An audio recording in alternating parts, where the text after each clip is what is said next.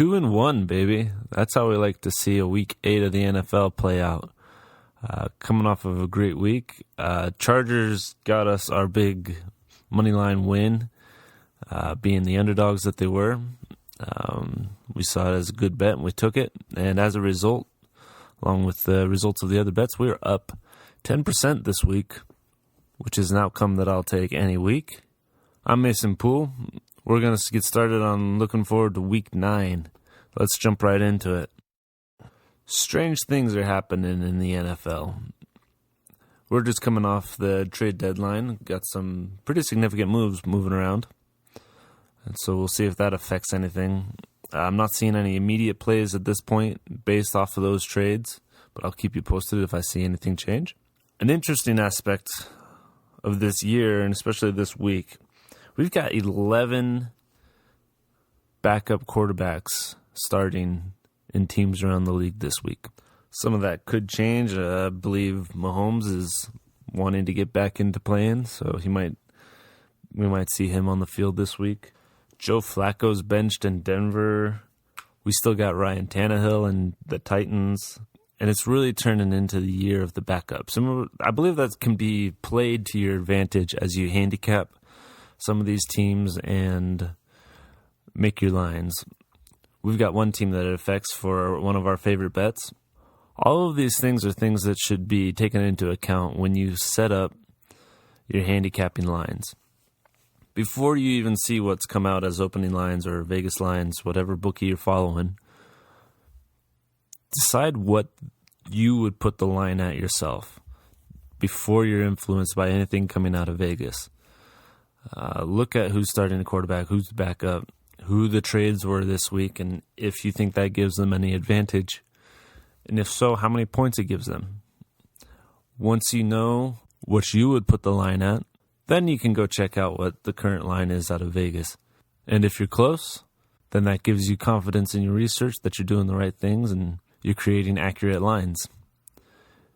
If the lines are off, and there's a big difference between what you have and what the sportsbook has, that could be a pretty good clue that you have a good bet on your hands.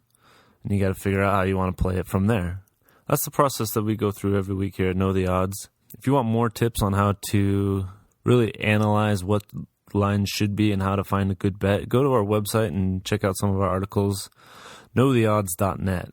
Just make sure you're informed on how to make the best bet possible.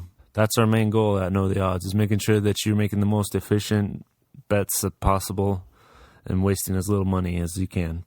Speaking of backup quarterbacks, we're going to go to our first favorite bet of the week in the Colts versus the Steelers game, which is two backups facing each other.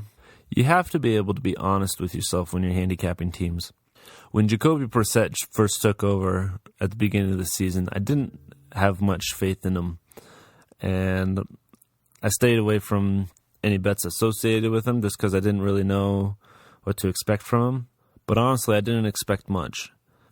Now that we're halfway through the season, we've got an idea of what these new players are capable of. They've established a track record, and Jacoby Brissett has shown himself to be a key factor and a proficient factor in that Colts offense, and it's doing great. They cut it close against the Broncos this last week, and I think that and then the doubters still doubting them is what makes this line so close to each other. The Colts are favored to win by 1 point at this point in time. If anything, that's the sportsbook saying that they really don't know. It's a toss-up, and they're not going to give you much of a spread on it either way. The payout for the moneyline bets isn't that strong either.